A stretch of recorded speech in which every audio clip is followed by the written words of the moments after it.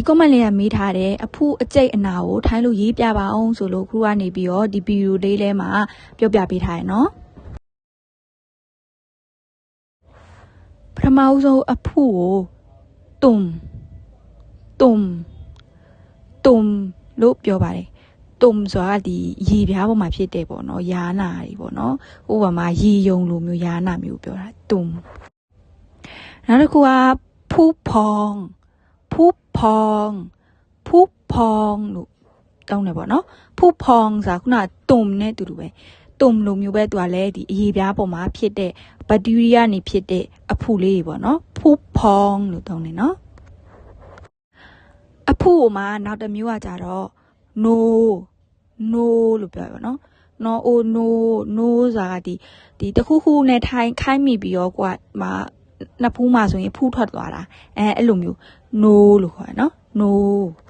နောက်တစ်ခုအနေနဲ့အကျိတ်ကိုပေါ့နော်အကျိတ်ကိုထိုင်းလို့နွာငေါ့လို့တောင်းတယ်နော်နွာငေါ့ဆိုတာကဒီအကျိတ်လေးတွေကိုပြောနော်နွာငေါ့နောက်တစ်ခုအနေနဲ့အနာကိုဖလဲလို့တောင်းတယ်နော်ဖလဲအနာနောက်တစ်ခုဝါကြလေးရောက်သွားပြီပေါ့နော်ဒီဟာလေးကတော့စီယာပျက်စီးသည်ဆုံးရှုံးသည်ပေါ့နော်စီယာနဲ့ပတ်သက်ပြီးဝါကြလေးပြောပြပေးသွားပါမယ်ပထမဆုံးဝါကြလေးအနေနဲ့ชานทำโทรศัพท์เสียเพราะทำตกน้ำชานทำโทรศัพท์เสียเพราะทำตกน้ำชานငါပေါ့နော်ทำပြုလုပ်လေ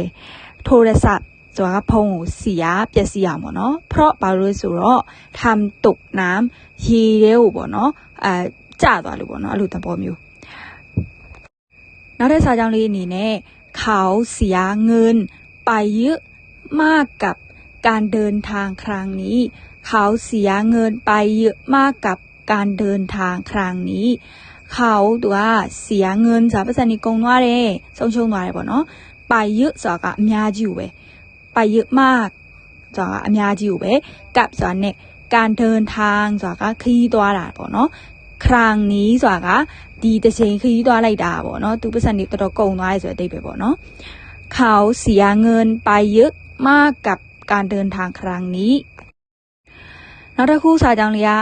อาหารเสียแล้วกินไม่ได้อาหารเสียแล้วกินไม่ได้อาหารဆိုတာစားစာတွေကเสียแล้วကုန်သွားပြီပျက်စီးသွားပြီပေါ့နော်กินไม่ได้စားလို့မရတော့ဘူးอาหารเสียแล้วกินไม่ได้လို့ပြောလို့ရတယ်နော်နောက်တဲ့စာကြောင်းလေးအနေနဲ့วันนี้เสียเวลารอรถตั้งนานวันนี้เสียเวลา